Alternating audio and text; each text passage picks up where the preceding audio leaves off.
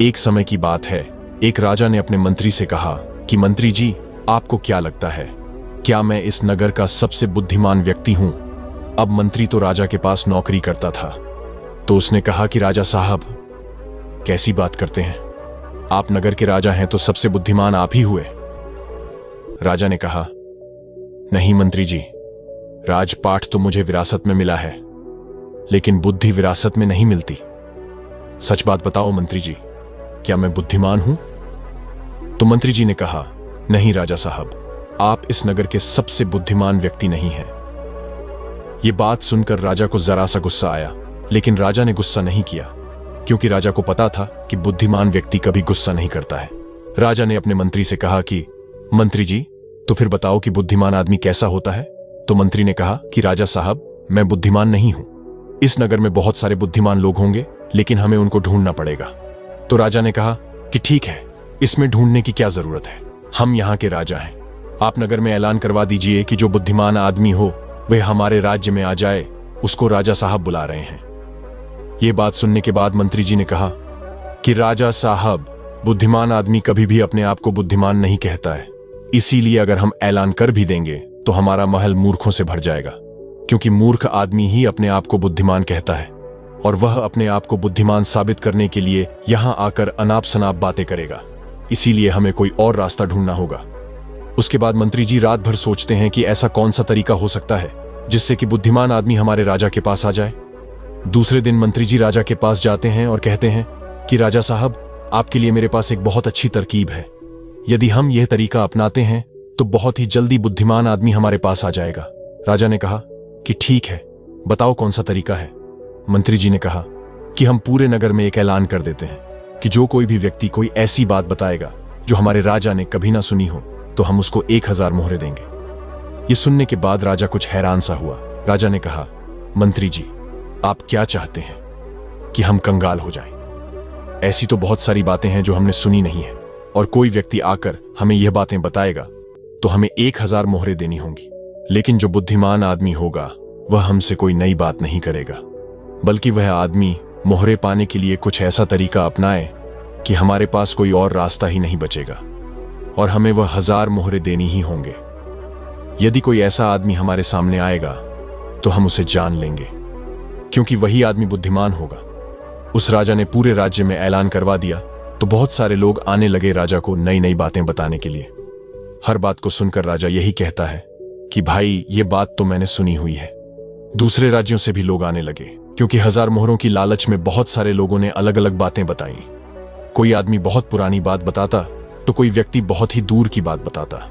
लेकिन हर बात को सुनकर राजा यही कहता कि यह बात तो मैंने पिछले साल ही सुनी है, यह बात तो मैंने अपने पिताजी से सुनी है। ऐसे करते करते बहुत लोग आए, और हर आदमी की बात सुनने के बाद राजा यही कहता कि यह बात तो मैंने सुन रखी है। कुछ दिन बाद एक साधु राजा के दरबार में आता है और कहता है कि राजा साहब, क्या नई बात बताने पर आप यहां पर मोहरे बांटते हैं? राजा ने कहा, हां, हम कोई नई बात बताने पर उसको मोहरे देते हैं, लेकिन बात ऐसी होनी चाहिए जो हमने कभी सुनी ना हो। साधु ने कहा कि ठीक है राजा साहब, ये बात मैंने अपने दादाजी से सुनी थी। मेरे दादाजी बताया करते थे कि हमारे परदादा के पास बहुत ज्यादा धन था, और आपके परदादा जो पृथ्वी सिंह थे वह यहाँ के राजा थे। लेकिन एक बार ऐसा हुआ था जो शायद आपको भी पता नहीं होगा। सिंह जी जब यहाँ के राजा थे, उस समय हमारे नगर में एक अकाल आया था, जिसके अंदर लोगों को बहुत ज्यादा नुकसान हुआ और राजपाट में धन की कमी हो गई थी। और मेरे परदादा के पास बहुत ज्यादा धन था, इसलिए उन्होंने आपके परदादा को 2000 सोने की मोहरे उधार दिए थे। मेरे परदादा जी हमेशा कहा करते थे कि यदि पृथ्वी सिंह जी मेरे पिताजी को 2000 मोहरे लौटा देते तो हम कभी गरीब नहीं रहते। अब देखो ना राजा साहब, मेरे परदादा जी ने आपके दादाजी की मदद की, इसीलिए हमारे परदादा गरीब हो गए। फिर हमारे दादाजी भी गरीब रहे, हमारे पिताजी भी गरीब रहे, और मेरा भी एक गरीब परिवार में जन्म हुआ। इसीलिए मैं साधु बन गया। मुझे पता था कि यदि मैं आपके पास आऊंगा तो आप वह मोहरे वापस तो नहीं देंगे, क्योंकि आपने वह बात सुनी ही नहीं। लेकिन जब आपने ये कहा कि कोई नई बात मुझे बताएगा तो 1000 मोहरे मिलेंगे, इसीलिए मैं आपको ये बातें बताने आ गया, ताकि आपको इतनी पुरानी बात का पता चले। अब यह बात सुनने के बाद मंत्री को पता चल गया कि यह साधु इस नगर का सबसे बुद्धिमान व्यक्ति है, क्योंकि अब राजा फंस चुके थे। अब राजा अगर यह कह देते हैं कि यह बात मैंने नहीं सुनी, तो शर्त के मुताबिक 1000 मोहरे उस आदमी को देनी होंगे, क्योंकि राजा ने इसी बात का ऐलान किया था कि कोई नई बात मुझे बताओ। और यदि राजा यह कह दे कि यह बात तो मैंने पहले से सुन रखी है, तो फिर तो 2000 मोहरे उसे वापस लौटाने होंगे। अब राजा भी समझ चुका था और मन ही मन हंस भी रहा था कि बुद्धिमान आदमी ने किस तरह हमें फंसाया है। उसके बाद राजा उस साधु के चरणों में गिर जाता है और कहता है, साधु बाबा, हम तो यह देखना चाहते थे कि हमारे नगर में सबसे बुद्धिमान आदमी कौन है। मेरे और मंत्री जी के बीच में एक शर्त लगी थी कि हमारे राज्य में मेरे से भी ज्यादा कोई बुद्धिमान आदमी है तो हम उस बुद्धिमान आदमी को खोजने लेंगे। और देखो, हमने आपको खोज लिया। उसके बाद सारी बात साधु को भी समझ में आ गई थी। साधु ने कहा कि राजा साहब, मैं तो बस इस पागलपन को खत्म करना चाहता था। मुझे जब पता चला कि आप मोहरे बांट रहे हो तो पूरे नगर में किस तरह का हाहाकार मच गया था। सब लोग अपना काम त्याग कर इस काम में लग गए। अब ऐसा कितना दिन चलेगा? यदि वह अपना काम त्याग कर इस काम में लगे रहेंगे तो हमारे राज्य का क्या हाल हो जाएगा। मैं तो बस इस बात को खत्म करना चाहता था, इसीलिए मैंने यह तरकीब अपनाई। उसके बाद वह राजा कहते हैं, साधु बाबा, लेकिन एक बुद्धिमान आदमी होता कैसा है? कौन से गुण होते हैं जो उसे बुद्धिमान बनाते हैं? उसके बाद वह साधु बाबा कहते हैं कि वैसे तो बुद्धिमान आदमी को पहचानना काफी मुश्किल होता है, क्योंकि बुद्धिमान और मूर्ख व्यक्ति एक जैसे ही दिखते हैं, लेकिन दोनों में बहुत फर्क होता है। आज मैं आपको ऐसी बातें बताता हूं जिससे आप एक बुद्धिमान आदमी का पता लगा सकते हैं। और यदि यह गुण आपके अंदर है तो आप एक बुद्धिमान आदमी हो, और यदि आपके अंदर नहीं है तो इन गुणों को पहचान कर आप बुद्धिमान बन सकते हो। उसके बाद वह साधु बाबा कहते हैं कि बुद्धिमान आदमी का सबसे पहला गुण होता है कि वह हर काम को समय के अनुसार करता है, फालतू समय को भी उपयोग में लेता है, और इसके लिए वह सबसे महत्वपूर्ण कामों को सबसे पहले करता है। बुद्धिमान लोग हमेशा समय को धन से अधिक महत्व देते हैं, क्योंकि वह लोग इस बात को अच्छे से समझते हैं कि इस दुनिया में समय ही वह चीज है जो सबसे निश्चित मात्रा में है और जिसे किसी भी तरीके से बढ़ाया नहीं जा सकता। इसीलिए वह हर काम की सूची बनाते हैं और उन्हें समय पर पूरा करने का प्रयास करते हैं। बुद्धिमान लोग अपने काम को टालते नहीं हैं। आलस्य को वह अपना शत्रु मानते हैं। वह खुद को इन आदतों का शिकार कभी नहीं होने देते। काम को टालने की आदत जिस इंसान में है वो कभी आगे नहीं जा सकता। दूसरा गुण जो बुद्धिमान व्यक्ति की पहचान होती है वह है कि उसको किसी से कोई शिकायत नहीं होती। वह समझते हैं कि इंसान गलतियों का पुतला होता है, इसीलिए माफ कर देना ही इंसान का सबसे महत्वपूर्ण गुण होता है। यदि बुद्धिमान आदमी के सामने कोई आदमी गलती भी कर देता है तो वह उस पर गुस्सा नहीं करता, बस प्यार से समझाता है, क्योंकि उसे पता है कि इंसान से गलतियां होती रहती हैं और बुद्धिमान आदमी अपनी गलतियों से ही सीखता है। यदि वह गलती कर भी लेता है तो उसे पता होता है कि यह गलती मैं एक ही बार करूंगा, उस गलती को दोबारा से कभी दोहराऊंगा नहीं। कहते हैं कि एक बार इंसान गलती करता है, लेकिन वही गलती कोई इंसान अगर दोबारा दोहराता है तो वह इंसान बुद्धिमान नहीं, वह मूर्ख होता है।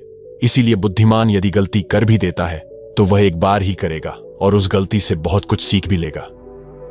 तीसरा गुण बुद्धिमान आदमी के अंदर जो होता है कि वह कभी गुस्से में कोई फैसला नहीं लेता और ना ही कभी ज्यादा खुशी में कोई फैसला लेता है, क्योंकि उसे पता है कि गुस्से में लिया हुआ फैसला कभी भी फायदा नहीं पहुंचाएगा, क्योंकि गुस्से में हमारा दिमाग काम करना बंद कर देता है और गुस्से में हमें कोई फैसला नहीं लेना चाहिए। और दूसरी बात है कि खुशी में भी कोई फैसला नहीं लेना चाहिए, क्योंकि जब हम खुश होते हैं तो हम बहुत ज्यादा उत्तेजित होते हैं और उस वक्त जो भी हम फैसला लेते हैं वह उत्तेजना के वश होकर लेते हैं और उत्तेजना में लिया गया फैसला पछतावे का कारण बनता है। इसीलिए बुद्धिमान आदमी जानता है कि ना तो गुस्से में कोई फैसला लेना चाहिए और ना ही ज्यादा खुशी में कोई फैसला लेना चाहिए। इसीलिए जब बुद्धिमान आदमी कोई फैसला लेता है तो वह बैठकर शांति से, धैर्य से सोचता है कि इसका क्या परिणाम होगा। वह दोनों परिणामों को अच्छी तरह से देखता है, सही को भी देखता है और गलत को भी देखता है। यह भी देखता है कि इसका फायदा क्या होगा और यह भी देखता है कि इसका नुकसान क्या होगा, और उसी के बाद कोई फैसला लेता है। चौथा गुण जो बुद्धिमान आदमी के अंदर होता है वह होता है कि वह अपने मन की बातें कभी किसी को नहीं बताते। बुद्धिमान लोग इस बात को जानते हैं कि आज जो हमारे मित्र हैं वह कभी भी हमारे शत्रु बन सकते हैं। वह अपनी व्यक्तिगत बातें, अपनी कमजोरियां, अपनी ताकत किसी के सामने नहीं बताते, लेकिन ज्यादातर लोग अपने मन की बातें, अपने घर की बातें, ऐसी बातें जो दूसरों को बतानी नहीं चाहिए, उनको दूसरों को बताते रहते हैं। उसके बाद वह बातों की वजह से फंस जाते हैं। उन्हें दुख मिलता है, धोखा मिलता है, फिर भी वह उस परेशानी में फंस जाते हैं, दूसरे लोगों को दोष देते हैं। पर बुद्धिमान आदमी ऐसा कभी नहीं करता, क्योंकि उसे पता है कि घर के भेद या अपने भेद दूसरों को बताएंगे तो इससे हमारा ही घाटा होगा, हमें ही नुकसान होगा। पांचवां गुण जो एक बुद्धिमान आदमी के अंदर होता है कि वह सब लोगों से बातचीत करते हैं। ऐसा इसीलिए करते हैं ताकि हर किसी का तजुर्बा सीखने को मिल जाए।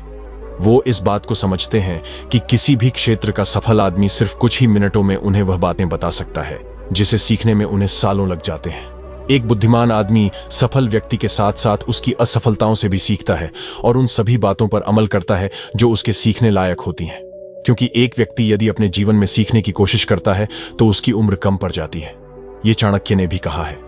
इसलिए हमें दूसरे लोगों से सीखना चाहिए, उनके अनुभवों से सीखना चाहिए, उनकी सफलताओं से भी सीखना चाहिए और उनकी असफलताओं से भी सीखना चाहिए।